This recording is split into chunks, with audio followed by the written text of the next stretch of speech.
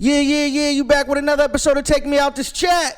Facto. It's Bucky, Chef Marv, and Homie Jeez. Yeah. What's up, y'all? What's up? Tonight we got a special guest with us. We got the homie Flow TV. Oh, Flow man. TV. Legend himself.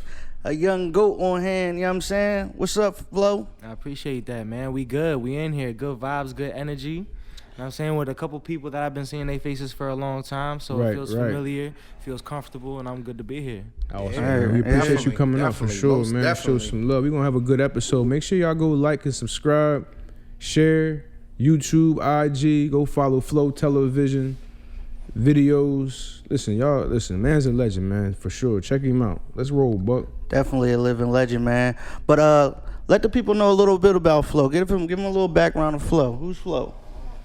I mean, a lot of people know me as a videographer. Chef just said that I was an artist first. Right. But I'm a man. I'm an individual, that came from Wilson, and I was actually like a white school, but I was an outcast, because my mom was Puerto Rican. I was a Spanish kid in like a white school, so I didn't really fit in too much. I was always seeing the guidance counselor for a lot of stuff. I was always getting detention, always breaking the rules, stealing stuff, fighting with other kids. Right. I just never really found like my place. Didn't really make a lot of friends. Even going into junior high and even into high school, I just always had problems just getting along with people. Didn't really know like how I was supposed to fit in for real. Do you think it was the atmosphere, or was it just that time for you as just being a young man trying to figure it out?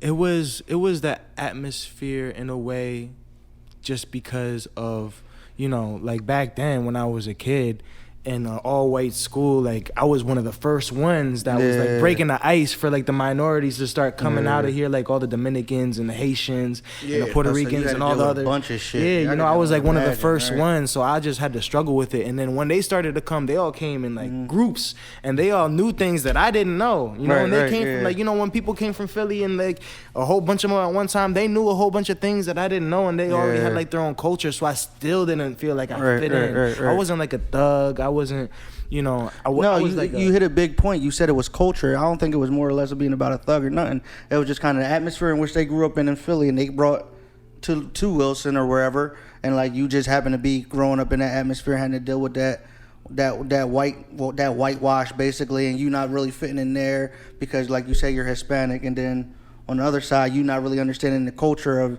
of Philly kids, so you're kind of stuck in the middle. But go ahead. So me and my girl, we started to do like a lot of therapy at home, like by ourselves, and talking about like our childhood traumas and what the hell happened to us. Right. While we were growing up. And I kind of realized that I was always just trying to I'll do everything else because all right, y'all don't like me. I'm gonna make sure y'all remember me. I'm gonna make sure I'm known and somehow respected for doing whatever it is that I do. Fact. So that's why I was always getting in trouble. And then I started to find other kids that was like doing drugs and stuff like that. Started to find myself in like weird places, and then I started selling drugs and got in trouble, got arrested, and then I feel like I was in 11th grade, about to be in my senior year, and then I got arrested. So I finished my school years in like a program for almost like a year. I was either gonna go to Glen Mills or I was gonna go to like Mono's program. Yeah, that's what they was. Yeah, I mean, man, listen, Glen Mills is rough. So, so they already know what the lawsuits and all that shit that's happening. Right. So I escaped that one. I ended up going to Mono's house for a while, and then when I came back, my mom really didn't want me to be in that environment anymore, be influenced in any kind of way by the people that we was around. Right. So I ended up going to like a school to learn how to be a diesel mechanic because my mom owned a bus company. So she was like, all right, go ahead, help me out. And man, that shit was miserable. I was so depressed. I was in the boonies. Yeah, right. Like, shit was so bad. I was there for over a year with like a bunch of white boys jumping over cliffs and starting fires and shit. Right. Like it was like I was like, all right, well, I don't know why I'm here. Yeah. But you had no passion for that. No passion. I finished it. I finished my school career. Ended up moving to Jersey with my mom. Right. And I was there for like 4 months and ended up getting set up with a pistol. Damn. So then I went to jail facing trial against Jersey this pistol. Jersey that, from this guy that I met at the gym. This guy set me up, with a pistol, and then I had to go to trial for that. That was like the scariest moment of my life, sitting. That's some crazy shit. Sitting in court, you know, with a jury that is deciding if you're gonna go to prison or not for this gun that was not yours. Right. Like I was literally on the bench, my jaws were shattering, like talking to the people on the bench. Like I was so scared, you know, and I knew that it wasn't mine. Like I knew for a fact, I knew everything that happened. Once you know, they give you your discovery and they tell you everything that happens in your case, and they told me, like, okay, the text messages that we were receiving and all right, I know the guy. I know who y'all talking about. Right. He was in my car the day before in that passenger seat that y'all found that gun in underneath. Like, I know exactly what happened, and I was literally in jail for almost a year, and I couldn't sue all because I had a little bit of weed on me. That's crazy. So they said that all the time that I served in jail and all that suffering was for that fucking weed. Get the fuck out. So they ended up dropping the gun charge. Yeah. But you sat, time served or whatever just because you had the weed charge. Yeah, they hung him up for the damn weed joint. Right. So after you get out of that, after doing a year or whatever, after that, what happens next? So after that, I told my mom I don't want to be a mechanic anymore. That's not what I wanted to do anyway. Right. I'm going back to Reading with some people that I know. I'm gonna live with my friend for a little while. Right. And I'm gonna figure some shit out. And then I started going to the studio. And I just started rapping. And I was like, all right, this is cool. It's fun. And I just got some fucking factory jobs in the meantime to fucking make it work and pay for my studio time and all that shit. Right. And I didn't have no car. I was taking the bus and riding my bike to go to work and fucking go to the studio and do all that shit. Yeah. So then I ended up moving in with a friend that had the studio in his house. So I was living in there. Right. You know what I'm saying? And then I started like missing out on rent because I started quitting my jobs and acting like I was the shit. Yeah. You know what I mean? And then I started to lose focus in life. I got in another depressed state. Yeah. And I was like, damn, man, what the hell am I going to do? And I mean, now my fucking roommate hates me. He fucking took the fucking iLock for the Pro Tools. So I can't even record my shit. You knew exactly what you were talking about. I was like, damn. You gotta lock niggas out sometimes. I can't do nothing. And I was like, damn, you know what? I gotta fix my life around. All right. You know, got my shit fixed up or whatever the case is. Got another job, paid my mans back, and then ended up getting my own apartment. And then I started actually doing a podcast kind of like this, you know, with a couple of my friends. And then I was shooting like my own music videos. Right. So that's kind of how I got into shooting videos, because then a bunch of people was like, hey, who shoots your videos? And I was like, I shoot them myself. Right. Yeah, you know? So they was like, yo, how much you charge? I was like, I mean, I don't know. Give me like $50. Right. I remember that. You was really doing videos for $50. Right, yeah, whatever. Like, yeah, I'm just learning. Anything. You paying? I'm doing, right. It's crazy because that's how shit be starting out. Like, you know, you and like you were an artist, so like you like fuck it. Rather than me spend mad money on video, I can shoot this shit myself. You know, I can relate to that because I did the same shit, like with engineering and shooting videos. It was like, oh, I got enough savvy. You know, between YouTube and trial and error, man, I do all this shit myself. Right. Yeah, because it's like, you know, if you're going to go buy a camera, you know, for a shitty camera, it's $200. You get a shitty video for $200. Right. I'm saying some people, they might finesse that shit for $200. You never really know. I'm saying you can get a fucking high quality video for $1,000. Right. I'm saying, or you could go get a high quality camera for $1,000 and shoot as many videos as you want. Learn right. the skill. And y'all figure it out. So that's what type time I was on. I was like, all right, I'm gonna just go get the camera and I'm gonna figure it out. I mean, I had a laptop already because I was That's smart as shit. I needed a laptop and gonna be on the internet doing Facebook shit. I was like, fuck it, I'm gonna figure this shit out. So that's what I did. So you started out shooting the music videos and you was hitting them in the head for the $50 banger. I ain't gonna lie, like. You was working. Yo, it really wasn't about the money though for you. It really wasn't. I'm saying sometimes I wouldn't even like, all right, yo, like they would be like looking in their pockets like, yo, you would take $42. I'm like, bro, don't even worry about it. If you, if you struggling to fucking, like, I don't want to take the last of your money. Right. Like, I'm all right. You know. I appreciate the experience. Right.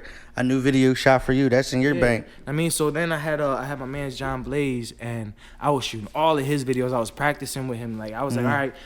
Nigga, because he was creative. I'm not that like creative and shit. You know what I mean? I could just I'm a worker, you know, and I know how to make shit look good. But he was creative, so I was like, all right, boom. We was doing all his ideas and fucking and he was giving me ideas when we were editing together. He was like, yo, try this, and then I'd y'all watching YouTube tutorials, figuring out how to fucking get shit done, and all right, do different tricks and shit.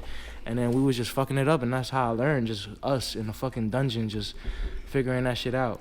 That's crazy. It's crazy how you started out. Like you said, you was doing this, doing that, acting up, getting in this trouble, that trouble, and then you finally found it and you got it together. And now, the growth, like birthday coming up, big 30, big time. But you doing big things out here. Yeah, super. And like something that I want to say too is like even through all this time that I've been around all these celebrities and doing all these things, like.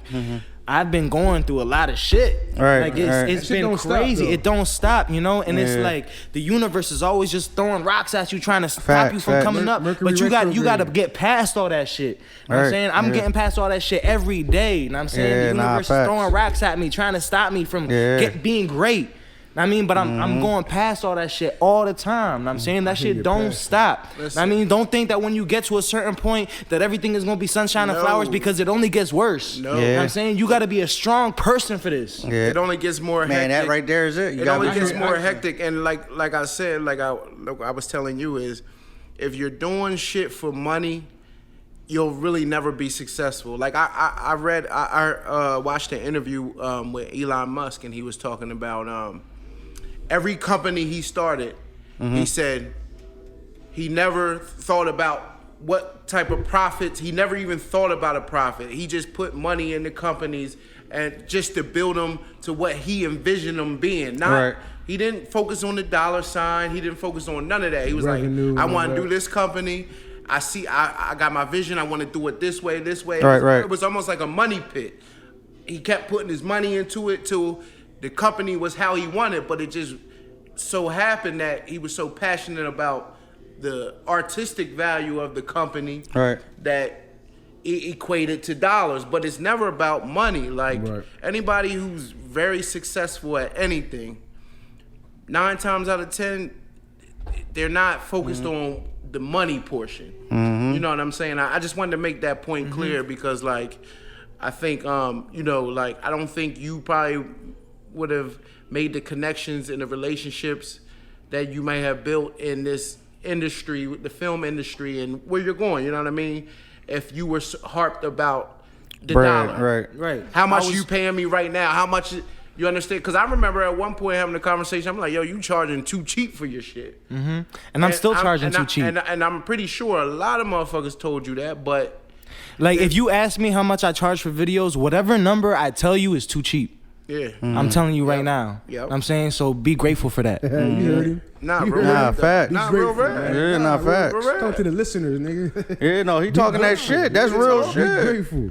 Know your value and stand on that. I'm always gonna show love, because I do this because I love it, and it's like I love the people that come to me to want work done. Like if you value me in any kind of way, I value you as a person, and it's like you're the type of people that make me value myself even more. Right. So I'm gonna give you my energy, and I'm gonna give you this work. You know what I'm saying? But like now it's coming to the point where it's like, no, like people always tell me, yo, put some respect on your name. Yo, you gotta fucking, be a little more. And it's like, yeah, I do, and I know that. Yeah, right. I always lack that. And the only reason you got to do that is because like now you're at the point where you've leveled up, and it's like it got to make sense financially, as far as you want to make upgrades to, like now you're at the point where you're renting cameras and lighting, location. The shooting gets to another level where the budget has to line up for you to give to make sense, the product that you're capable of now. Like you understand what I'm saying? Like you're capable of doing high-end shoots now, so within that, the budget dictates that you got to have a certain level of cameras, a certain level of lighting, location, etc. You're traveling, motherfuckers got to pay for your travel, they got to pay for your lodging, your food, on top of paying for your time. So it's like, and you got to pay for my girl's nails. Hey, say that to him. Exactly. And I want some shrimp. Exactly. Big facts. I'm saying, but I feel like now I'm getting to a point where I'm getting so like I'm getting over like dealing with just clientele and having to look for clients and all that. And now I want to create things and own my brand, your own shit, my putting out my own content that I own and that I created, and I don't have to look for clientele, and then I can sell that. Because now I'm realizing how valuable I am as a brand and like what I created and how much people believe and what it is that I'm doing to now where I can transition all that shit to just my own thing. Facts. Now it's what Flow wants to do. Yeah. Now I'm creating a whole different type of vision, you know what I'm saying? Like I want documentaries and movies. I want to like go to all these, local places and show the story of the come up because that's what people wants to see and that's what inspires people. Right. Yeah. And now motivates. you can take ownership of your content and the beautiful thing about the field that you're in right now is there's so many different platforms looking for quality content. I mean, facts. You got Netflix, Amazon Prime, name them, Hulu, all that shit like they're all looking for content, so it's like now you can take your shit, like you know what I'm saying, your ownership, and create whatever is your vision, and you get it put on one of these platforms, and you're getting all those royalties. You know what I'm saying? Yeah, that's the like goal. I said, it's not about the money, but it is about the ownership. It's your shit. You know what I mean? That's a fact. I understand where you're coming from with that 100% because I'm on I ain't gonna lie, bro. I hear the passion in your voice, man. Like, facts.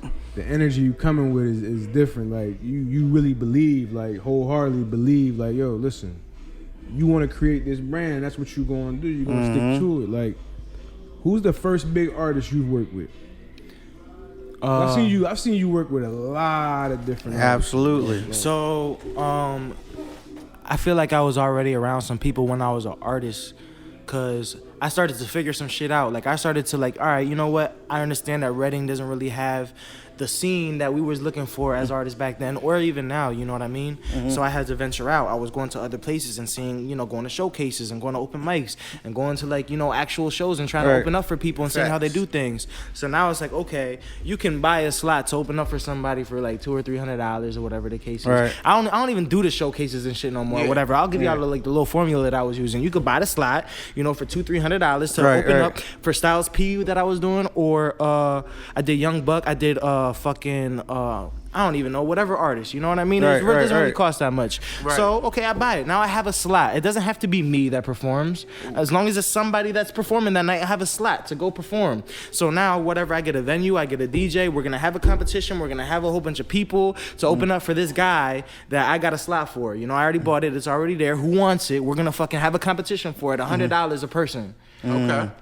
Know what I'm saying? So I have 10 people, 15 people, whatever. They sign up for $100 to fucking get buy into this showcase. That helps me pay the DJ. That helps me pay the security. That helps me pay anybody that was involved with me in the promotion or whatever the case is, and money from my pocket. Right. You know what I'm saying? So that's what I figured. But nobody told me that. I just seen what was obviously going on in front of me with all the other shit. I just had enough experiences and asked enough questions to figure some shit out. Yeah. So I started doing it. So I was, so I got to be around Styles P. I got to be around Young Buck and all these other people because I would, I'd make the money to fucking then go off to the show that they would come to with me, and I would have money to spend and pay for VIP and shit. You know what I mean? Yo, right. Hold up. I respect this man. Hold up. He just gave out real shit. He just dropped a heavy gem, and I don't think motherfuckers. Free game. He just told y'all niggas how to pick up a whole job. Fuck game. He just gave you a job. If y'all motherfuckers is listening, you gotta put a little money on the front end, but you gonna get it back on the back end. I mean, and especially if you in the market for it, like Atlanta or New York or LA, where there's always artists coming through there, you can always make some shit shake. You know what I'm saying? And now with people that develop a platform where they're not, just in like the local market, like labels or whatever the case is, they they fucking get slots at the events like South by Southwest. You can fucking get a slot on a stage over there. You know what I'm saying? And do the same thing. You know what I'm saying? And have somebody go open up at another fucking place, and they be having all these fucking people that are janky promoters be doing this shit all the time. So a lot of people started to give me some shit for it or whatever the case is. But it's like, all right, but who else is doing it? And all these people want opportunities and nobody knows how to do it. I don't see how they mad at you. I'm saying, and if somebody else want to do it, go ahead. You've been around enough to see like people are really capitalizing off people's dreams. Like let's keep it a beat. Like everybody, there's a million rappers that want to be rappers. Right. And I hear people come to me in here. Like I got a recording studio, and people are like, yeah, man, such and such down the radio station said they can get me some plays if I give them $250. And I'm like, I don't want. But like, you know, like that's another promoter or some middleman capitalizing right on your dream. Like, so like, all right, so now like Instagram is so special. So people always ask me, all right, how do you get around these people or whatever the case is? And I just want y'all to realize that if you like really follow people, they tell you where they at all the time. Right. So like they'll always have really events follow. and they'll give you the address and time. Right. You know what I'm saying? So Definitely yeah, it might not be easy at some of those spots, you know what I'm saying? But if you are consistent and making yourself appear at the right places and you fucking act like you're supposed to be there, you know what I'm saying? And you go, yo, know what I'm saying, whatever, or, know what I mean, talk to those people and meet some people, you're gonna eventually start to fucking hit. Yeah. You're gonna meet somebody You're gonna rub eventually. shoulders and- You're gonna Yeah, rub put shoulders yourself with out some there. people. Yeah, right. You know, if you go to a Chris, you might not be Chris Brown, but you might meet Chris Brown's tour manager who might be able to educate you on some shit. That's how I learned a lot. Mm. So we went on tour for the Luca Brasi 3 tour, Kevin Gates tour, Yep. right? We did 30 cities straight. So we would go to the arenas at 2:00 in the afternoon. Yeah. Way before the show. Know what I mean? And we would take flyers for this dude that we was promoting. His name was G. He was signed to Lil Boosie, right? So we would go and we would post flyers all over the fucking block. So whenever they line up for the event, you would see this fucking flyer. Know what I'm saying? For this dude, right? We would get a parking spot right in front of the arena and leave the van there. Okay. Right? So when people was lining up, we'd be right there handing out some flyers and shit, whatever the case is. Boom.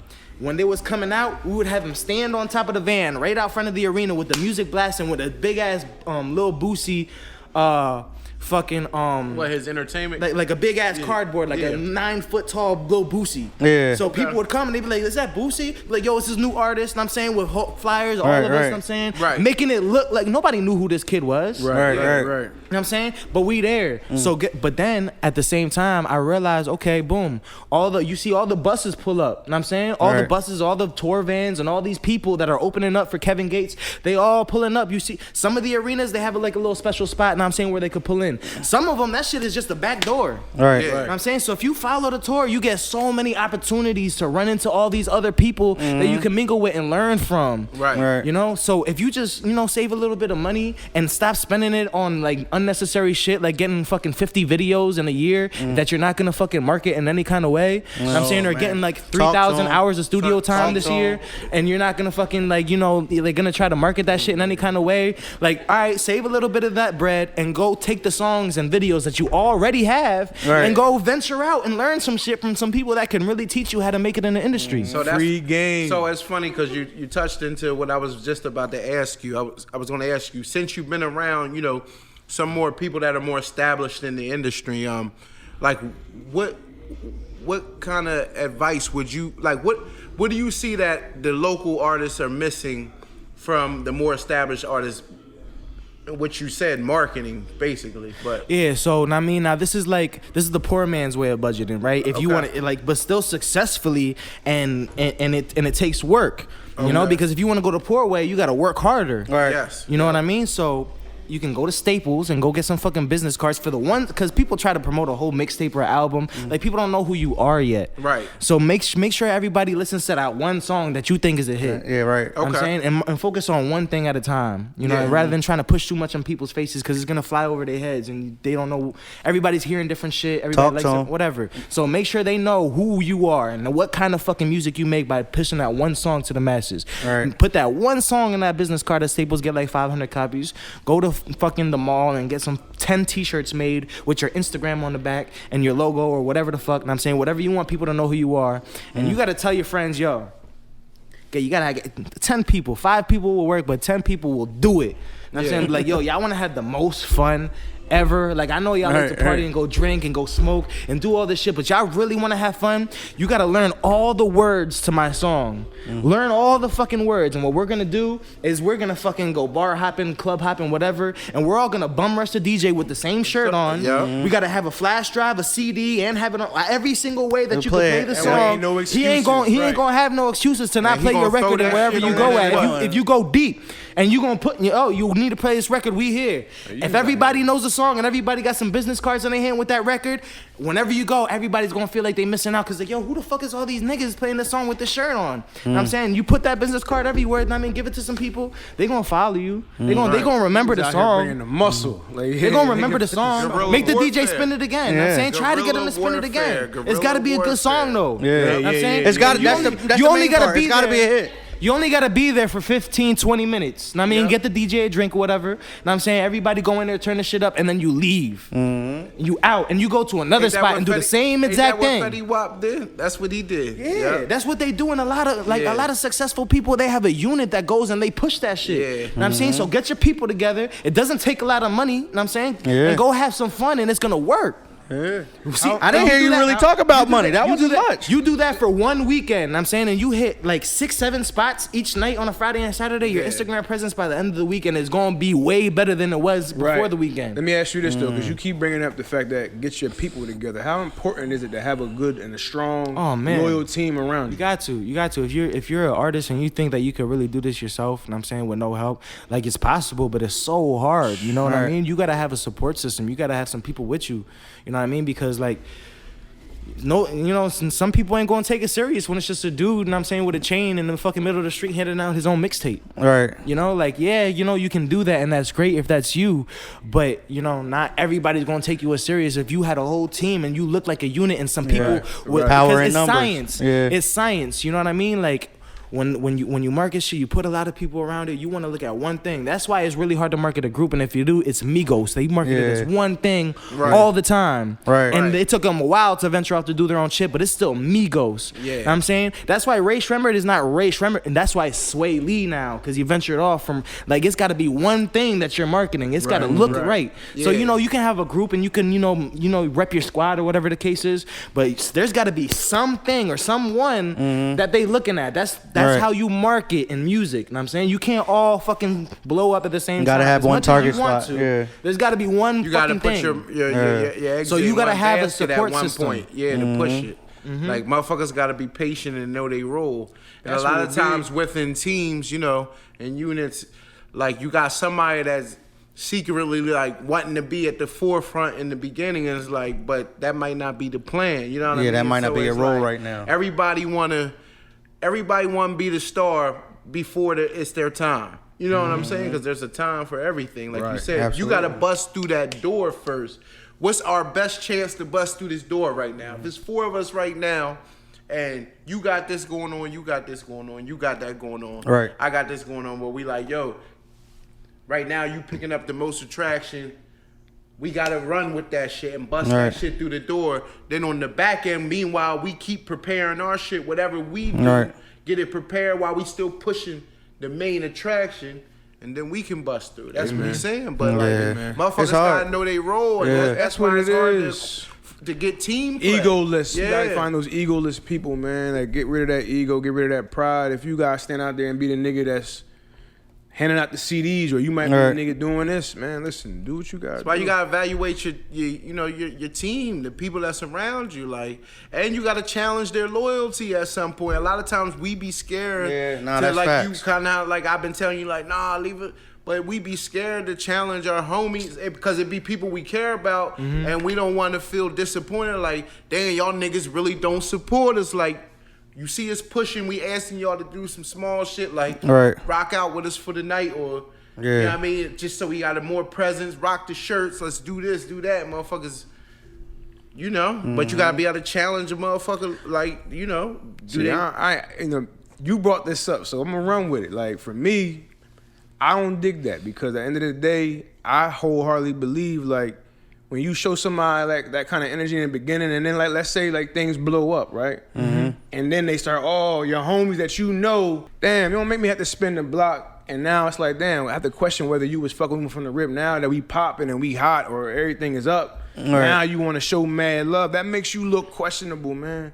At least an asterisk next to your name. But a lot of the times I come to find, like, when you really start getting into your meat and potatoes of what you're doing, and you start figuring out really what your push is, or whatever it is, I come to find, like, the team around you will change. It will. And what I mean by that is the people that are into what you do and believe it, they'll attract to you. Right. And it's just up to you to be able to remove some of those people around you that aren't really supportive of your movement, right, and replace them with the folks that are the new networks and people who are being introduced into what you're doing and trying to add value to what them. you got going on. Yeah, nah, I dig what you're saying 100%. Because like, 100%. You know, I don't know, but I see your move. I've seen your movement the last couple years, and like you made a major jump. I feel like once you kind of teamed up with some like management and some different people that weren't necessarily in your camp or in the beginning, but you built up to a certain level to where you started to attract other people that seen value in what you were doing and felt like they could add value and bring something to the table to take that shit to another level. You understand what I'm saying? Like, definitely, there's been a lot of people that helped elevate Flow TV in the past year or two. You know, that wasn't there in the beginning, or like that wasn't there in the beginning. You know? Yeah, like I've come across people that changed my perspective. You know? Right, absolutely. Than what I was thinking at a certain point before, because man, like I be thinking like about the way that I was thinking before, and I'm like, why? You was tripping. You was tripping like, oh my goodness. And a lot of the things are like so obvious and simple. It's like, how come I didn't think of that shit? Because at the point you was being so irrational, you didn't care. You didn't care to think of it like that. That's how it is. You that's know? growth, though. Like, that's growth. So now we were listening. Me and my girl were listening to a podcast the other day, and they were talking about how you have to eliminate your beliefs and stay open-minded. So like that shit blew my mind. Hard. That's just hard. It's in the hard. beginning. Yeah. You know, we It's had really a deep ass conversation about unlearning. I brought this up and it said, and I said it as this. I phrased it like reparenting yourself. It's like you got to eliminate all the shit you was taught, good and bad, and almost like relearn a lot of shit, because a lot of the shit that we were taught and the ways we were taught were incorrect. Like they weren't right. Or toxic as fuck. Yeah, like, real shit. That's like, what it really be. Like people don't really be understanding, man. The ways we were taught, man, were toxic as shit. Like now that you see it and you grow up and like I wouldn't you kind even of break say that. it's toxic though. I would just It is, because some of the shit we doing, bro, we shouldn't have been doing. Like, but I mean, we didn't know any better. Now we grown men and we realize see that's the like, good part about it. So you know, that's the thing about the growth. We grown, we realizing, and now we, you know, it's up from here, man. So what's next? I know you said you got this movie you working on, man. Yeah, so we just finished filming in Pittsburgh. Okay. We had to slide out to New York to get the scenes with Justina Valentine and Shiggy. Shout out to them. They did a super dope job. You know, it's phenomenal. And then we had to come out to Pittsburgh to finish it up with Bill Collector, A-Town, Fatboy SSE, and a lot of other people that came out and showed love. Shout out to everybody that was involved in making the film, man. Like, it was such a headache. It was so stressful and crazy trying to get 40 people on set, trying to be on the same page. All right. It was our first time doing it with a lot of unexperienced people, but we were just all so determined to get it done. Right. And we made it happen, you know, with the little resources that we were actually able to utilize. So I'm just proud of my guys. You know, I'm proud of myself, you know what I mean? Like, it was hard, and I had to sacrifice a lot to make it happen. A lot of time, a lot of money, a lot of energy. So I'm just grateful that it's done, you know, and we about to drop this shit. We're going to try to sell it first. You know, we're going to try to sell it to, you know, I'm going through the whole learning process of how it is, you know, trying to reach out to these companies and these networks, trying to get it to a bigger scale, or maybe even refunding to shoot it all over again, you know, like professionally, and me just help direct it, you know, and really leave and just learn from it. Like, I just want to open doors for everybody that was involved to get to a new level. Right. You know, it was an experience that I've never had before, and I'm grateful for being able to do it, man. Like, I've been talking about it for so long. You know, talking about that I want to make this transition. I want to shoot a movie. Like, is this your first project outside of like music videos? Nah, I've done a lot of documentaries and like commercials, skits, and I've done so much like different types of shit. But this was the first time like shooting a full length movie. It's gonna be a little. So this is this is probably your biggest product. Yeah, this is definitely my biggest project. You know, big names and right for big sure. Budget. There was over $50,000-$60,000 that went into this project. Dope. Yeah. You know, so I'm just grateful, man. Hopefully, I'm gonna try to release the trailer by my birthday, you know. So, Oh, that'd be dope. So you're in the editing process right now? Yeah, so we have a rough draft done. You know, we have a rough draft done. We're still like looking for music. We gotta go to the engineers to get like to get more sounds in there. Yeah. You know, try to clean up the audio that we have a little bit and just, you know, perfect it. You know what I mean? We're not rushing it at all. Right, take your time to make it sure. as best as you can. Man, that audio be a motherfucker with that.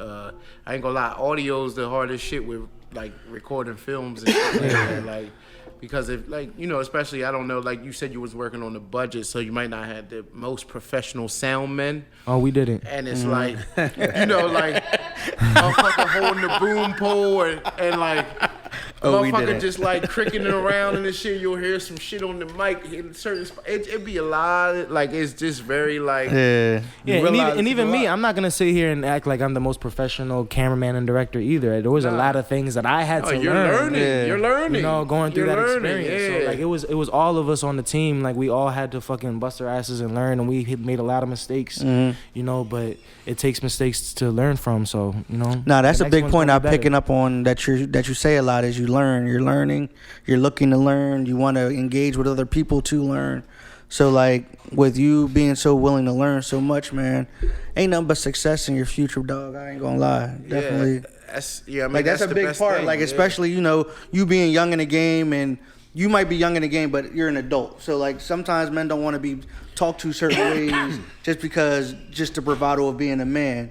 But with you having the humbleness to already understand that I'm stepping into the stage, regardless on where it's at, Flow TV is stepping in to learn. You know what I'm saying? Regardless if I'm the big dog on stage or the little dog on stage, you want to learn first. And I think that's, you know, that's dope. He's learning on the job. Yeah, big facts. And that's honestly how you got to learn. Like, a lot of motherfuckers want to learn.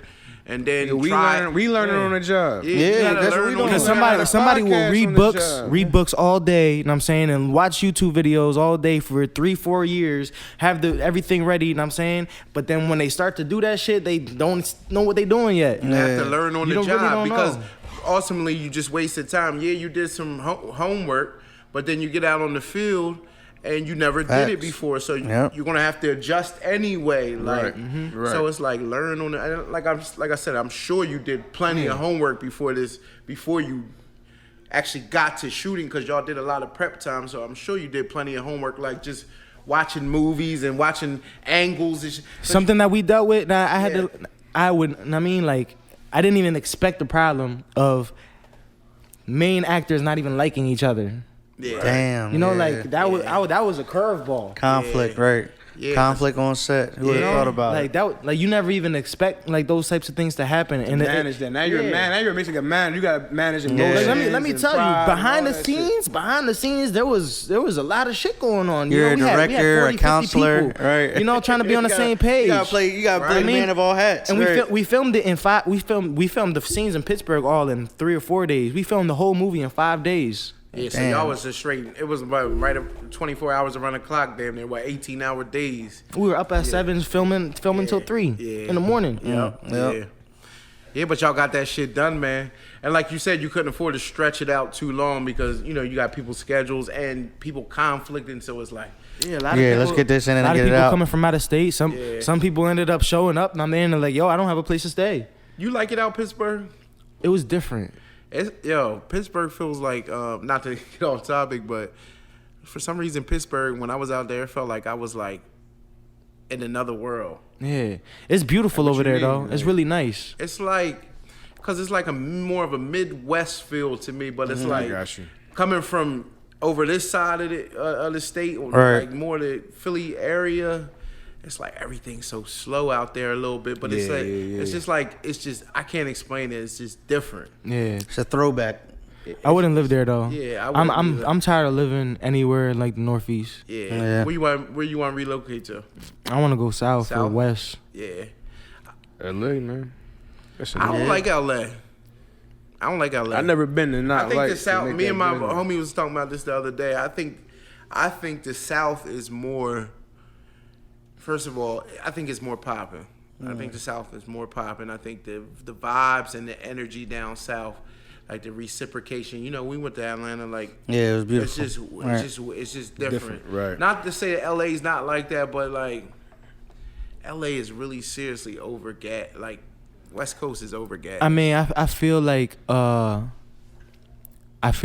LA has its benefits for like certain things that go on. I don't know if I would like want to like live there for too long, but I definitely want to plant myself there. Career-wise, you could probably do a lot of things beneficial. Yeah, I definitely want to plant my feet there for a while and just see what happens. Yeah. So that's definitely something that I'm looking forward to in the future. I don't know, there's been so many opportunities that's been coming my way, ever since, So I really don't know. You were staying down New Orleans for a while, right? Yeah, I was staying in New Orleans, and people don't know gangster. Yeah. People don't know, right? I shot so many videos for people in New York, Philly, and for years. I lived in New Orleans for almost 9 months. Yeah. And I may have had 2-3 people in my whole career up here die, that I shot videos for or whatever. I have 4 people that I shot in New Orleans. In a matter of a couple In a matter months of less than a year that died, that got killed. It was crazy. That's when, that's a lot of the reason why I left, it's just it was really toxic. Yeah. It was amazing, the culture was amazing. Like the way that people support each other is amazing. Right, yeah. The way that people come together. Like they had community basketball games with all the business owners playing against each other, and really the stands full of people cheering. You know what I mean? Right. So I never experienced that type of shit until I went down there. So it was really beautiful, but it was it was also sad because even the friendly kids that I would come across were holding guns. Yeah. Everybody gotta stay protected. You said niggas don't know gangster, man. Yeah.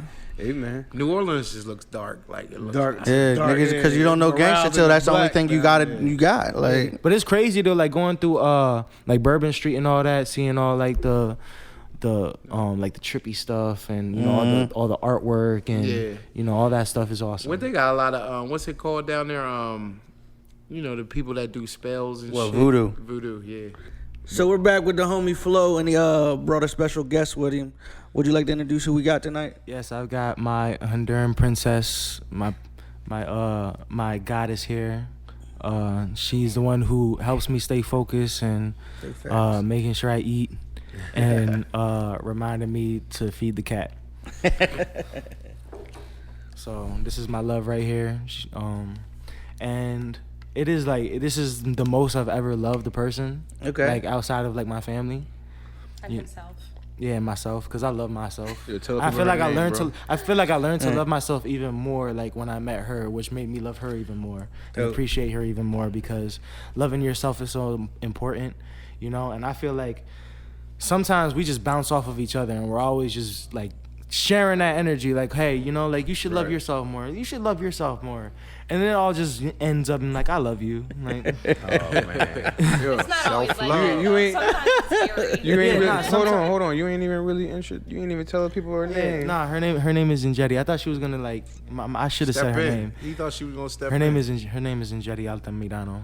All right.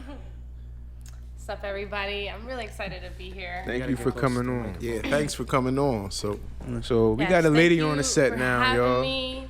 You guys are awesome.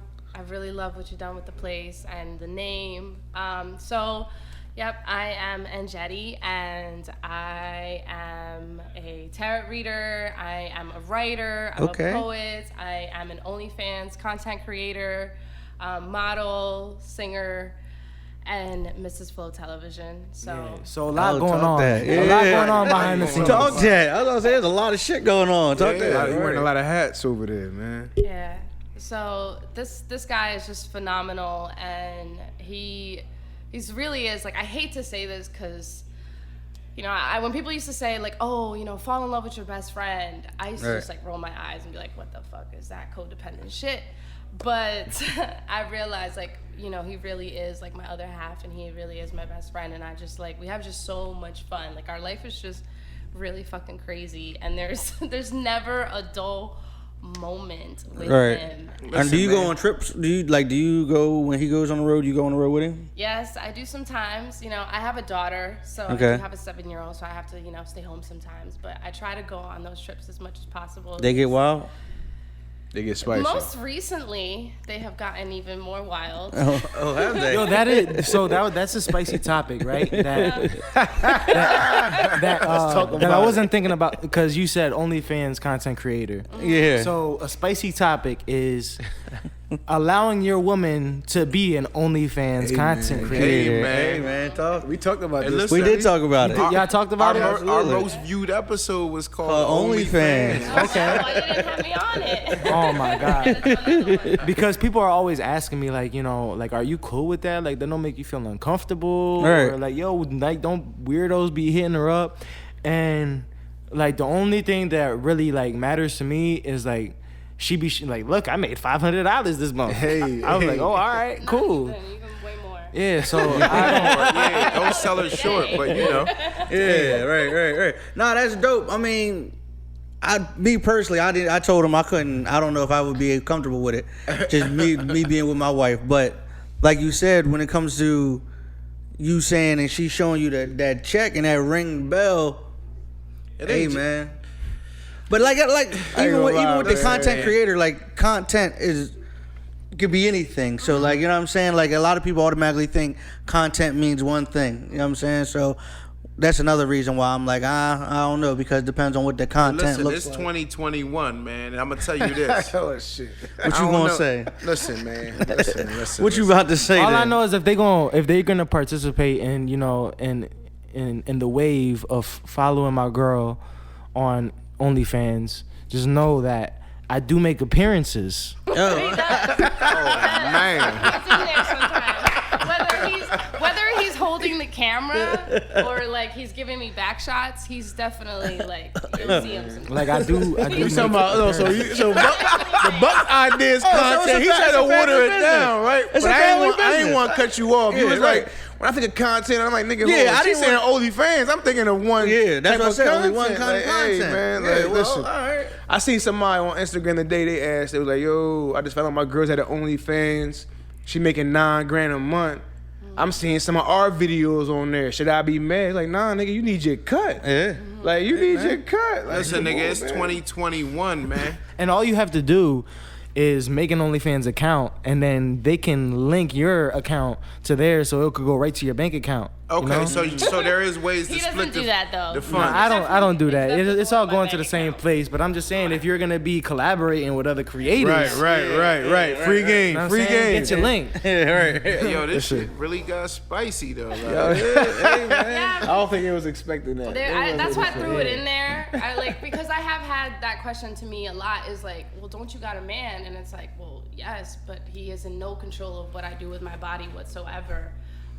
Because to me, it's just like my body is art, and I want to share it with the world. And like at the end of the day, like I'm in bed with him. You know what I mean? And I'll even show him the messages. I'll be like, yo, look, this guy says he wants to suck on my toes. Like, what do you think I should respond? And he'll tell me sometimes. Like, Sometimes Y'all having fun though. Like Yeah. you said, you don't get in your feelings because she's comfortable. She's comfortable with it, so you're comfortable with it. Y'all both comfortable with it. Like, hey man, y'all know what Kevin Samuels said?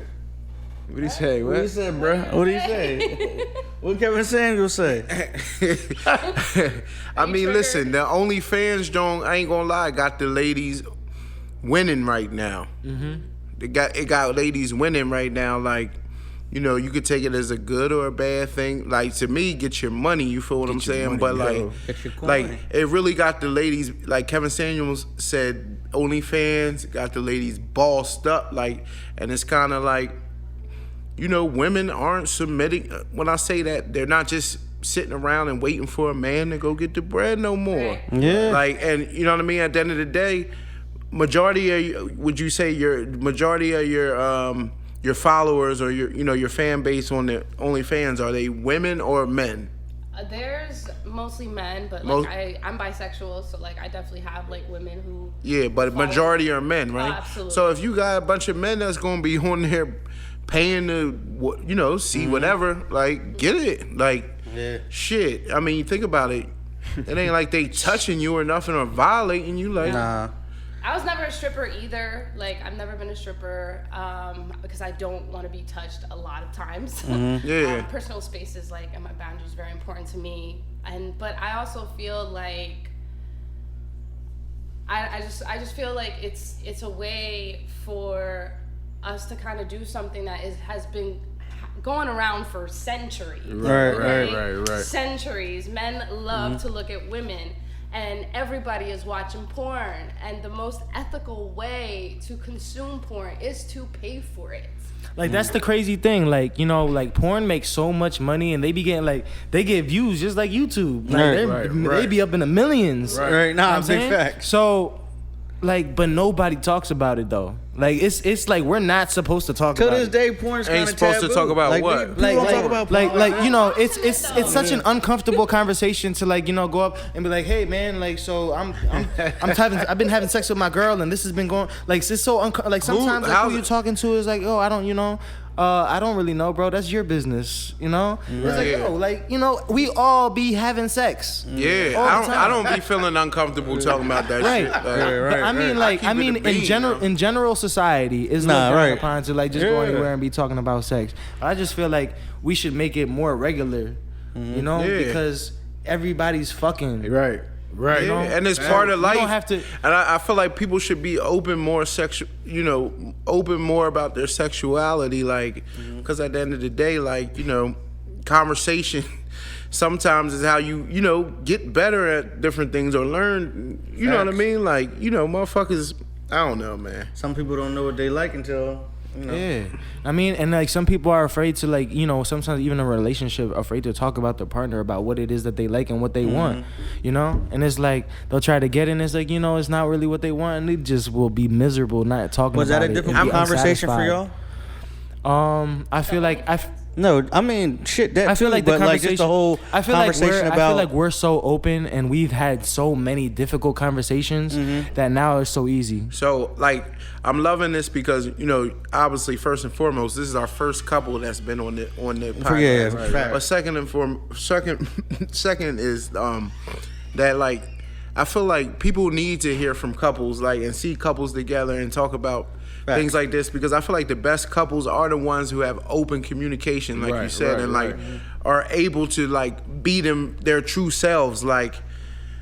Be honest with you, like, you know, we talked about the OnlyFans thing and like him, T-Mac, and I think you said it. I don't think I was the only one who said, like, I would be okay with it. Like, most men wouldn't be okay with their girl doing OnlyFans, and like that's why most relationships don't work, because like you said, like, motherfuckers don't even talk inside their relationship about what they're satisfied with sexually or just being their true selves. Motherfuckers is just frauding and hiding themselves and frauding for their partner and acting like, but won't speak up about shit that's really killing them or really, like, that they need to communicate about to make the relationship better. They rather just be not mention it and not be unsatisfied in certain realms of the relationship, and then the shit just ends up blowing over. Like, motherfuckers need to be more build up open. that resentment towards your mate because you're not being honest with them, but they don't even know that the resentment lies there because they haven't been told. So I mean, how many people really are truly, fully open with their partner? It's very uncommon. yeah, I was about to say, yeah. Like, y'all, I believe y'all are truly open. Yeah, Oh, no, really. I mean, yeah. No, listen. Like earlier today, like at 4:00 in the afternoon, like on our balcony, you can't really see what's inside our balcony. Like, she laughing. You can't see what's inside our balcony. You know what I mean? So it's like if you look up, if we're like standing over the ledge and like you can see her, but you can't see what's going on. So like the mailman was delivering mail. You know. You making OnlyFans. And she was there. In a dress. She was there in a dress, and I'm saying, like, talking to the mailman, and he couldn't see that I was behind her eating her booty. Yeah. Like, while the mailman was delivering mail. Like, Over the balcony in the making sunlight. OnlyFans while you delivering mail. But that's spontaneous. That keeps the shit fresh, man. Like, I'm gonna speak for move the women. mic over a little bit. Right. No, you can move. Yep. I'm gonna speak for women. Is like we want a man who's so secure enough that he's gonna be like, yeah, babe, like, fucking make sure you're not charging enough for that fucking dude. Like, you're not. Like to have a man who's like that secure, where he is not threatened by me, you know, he's not threatened by my sexuality, he's not threatened by my femininity and what I choose to do with it, you know, and it's, why would I leave him? Like, why would I ever leave? Because like I said, it's not a lot of men out here that are relationships out here where people are really truly open with each other and, like you said, secure enough to give her complete autonomy over her decisions. It's straight motherfuckers out here frauding because they're insecure or they feel their partner is insecure and they can't be honest. We still have to work towards that. Like, I'm not gonna sit here and pretend like we're not insecure people and that we're not jealous people, because we absolutely are. Like, we still experience insecurity, we still experience jealousy. Most recently I actually learned about his jealousy, which I was like, what the fuck, you're jealous? You? Like, we've been together for 2 years and I've never felt an ounce of jealousy. But he told me, he was like, babe, like, the thing with me is I'll feel the jealousy, but I don't run with the emotion. Right. I don't let jealousy take over me. I choose not to, like, let it, you know, the feelings fuck gonna come naturally. But what you do with the feeling, he's doing something opposite, but he's not letting it, like he said, he's not gonna let it control him or run. Once again, he's still communicated. Yeah. That's the most important part, that he at least is even having that open communication with you to let you know when he's even bothered. Because it helps us understand, like, how we're gonna act in certain situations. That we have to be able to communicate. So that was like, all right, if I know that this is the way that you feel in these situations, I gotta prevent what it is that I do, so that way you don't get uncomfortable. So that way we can live a happy life. Right. You know. Yeah. Right. And it's like some people like will be mad, and they will not. And then what's wrong with you? Nothing. Right. Yeah. That's the go-to. That's the go-to. And I'm fine. I used to be that girl, and the reason women do that is because we don't feel safe with y'all. We don't feel like I can really be vulnerable with this man, because if I really tell him what is wrong and what I'm really feeling, is he going to take it as an attack? Is he going to be defensive of it? Am I gonna fucking bruise his ego? Right, you know, and that's a lot of times, like, women speak up and we share our vulnerabilities, we share our fears, we share our insecurities, and then what happens? Oh man, you fucking crazy girl, you fucking come up with shit, I don't even know why you do. And then you blow the fuck up, and then so the little girl inside of us is now, fuck, I'm scared. You know what? This is not a safe place for me to be in. So now I'm going to shut down every time he asks me what's wrong, because he has made it no longer safe for me to truly communicate. Man, women are dangerous, man. That's deep, yo. Women are dangerous because, like she said. Jorge. Go ahead. Jorge. I've had, you know, he's had to learn that with me too, is like, when I am down and I get insecure, because being his girlfriend is not easy. It has not been an easy journey for me on the other side, to see him with beautiful Instagram models, you know, like on movies and stuff, and like his music videos, and see him be around so many women. It's been challenging. It's been really, it has, because my friends are like, how do you fucking do it? Like, you know what I mean? Like, how are you cool with that? Flo's just like, yeah, I'm gonna be around some bad bitches. It's because I've been able to share with him my insecurities and my jealousy, and I've been able to cry to him and tell him, like, yo, like, I'm just scared. Like, I'm just scared. I'm just afraid. This is where it's coming from. And then he validates me, and he's just like, well, I'm not going anywhere. No, validation was something I really had to learn. Like, understanding that, okay, just because they have those feelings doesn't mean they understand them. Right. You know? It's feelings like, okay, you're facts. allowed to have your feelings, and, you know, we have to go through the emotions to get to, you know, the solution. You know, and I can't be mad just because you feel certain things. Right. Because sometimes I feel things that aren't real. Right. Yeah. You know? So it's like, we just understanding that and validating feelings is something that I really had to, like, learn, and she helped me with. And that should change my life. Yeah. Amen. Yeah. So men, it's really important, like, validate your women, really, like, you know, and what does that sound like? What is a validation? Okay, so she's coming to you and she's like, all right, well, I seen that you like this girl's Instagram picture and you like this girl's Instagram picture.